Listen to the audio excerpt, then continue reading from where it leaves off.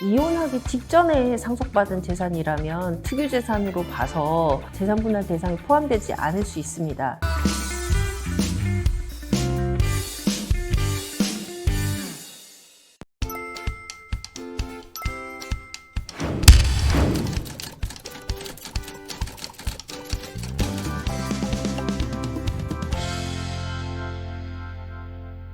이혼하기 직전에 상속받은 재산이라면 특유재산으로 봐서 재산분할 대상에 포함되지 않을 수 있습니다. 하지만 상속 기간이 길다면 재산분할 대상에 포함될 가능성이 있습니다. 먼저 재산분할에 대해서 설명을 드릴게요. 재산분할이라고 하는 것은 결국에는 부부가 결혼 생활 동안 형성한 재산을 기여도에 따라서 나누는 것입니다. 하지만 단지 기여도만 생각하는 게 아니라 마치 퇴직한 사람이 실업급여를 받는 것처럼 내가 원치 않는데 내가 이혼당해서 내 안전한 자리가 없어졌네? 이런 사람들에 대한 부양적 성격도 있습니다. 그래서 이혼한 상대방의 경제적인 위치, 그 다음에 건강 상태, 미성년 자녀의 유무 이런 것들에 따라서 기여도가 올라갑니다. 그래서 여자분들 기여도가 저 여자가 뭐 한 게 있어 라고 생각하지만 기여도가 높은 이유가 그 부분에 있습니다. 그래서 상속재산도 상속받은 기간에 따라서 기여도가 상속재산을 유지, 보수하는데 기여한 부분이 있다고 생각해서 그 퍼센트를 올리는데요. 적어도 결혼 생활을 10년 이상 했다라고 하면은 20%에서 30% 정도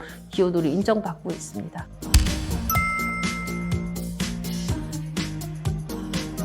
딱 이혼한 때로 보기도 하고 아니면 재판이 끝난 때 이렇게 두 가지로 판단을 하는데 판례는 재판 끝날 때의 시세로 봅니다. 그 다음에 이거랑 비슷한 게 결혼한 지 얼마 안 된 분들 같은 경우에 시댁이나 부모님으로부터 이제 몇 억씩 증여를 받아서 전셋집을 마련하는 경우도 있는데요.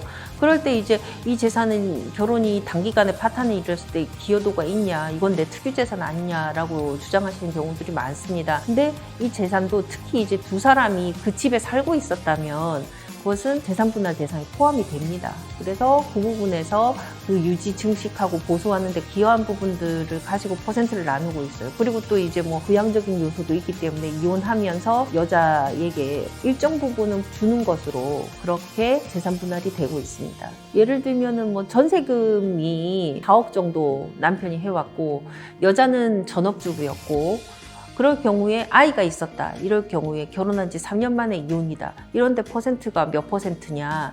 이럴 경우에 10%에서 15% 정도는 그래도 줘야 한다. 이게 판례의 입장입니다. 그리고 또 아예 이런 경우도 있어요. 남편은 일을 하지 않았어요. 결혼하고 나서 직장 생활을 거의 하지 않고 와이프가 오히려 더 직장 생활을 열심히 하고 그런데 남편은 증여받은 자산이 있다. 몇 억 정도 되는 아파트가 있다. 이랬을 때 와이프가 이 재산에 대해서 기여도가 있냐 하면 기여도가 있다라고 보고 있는 거죠. 왜냐하면은 그 와이프가 직장 생활을 하지 않았다면 그 남편은 생활을 하기 위해서 그 아파트에 대출을 받아서라도 생활을 했어야 될 거니까 그런 부분에 대한 기여도를 인정하고 있습니다.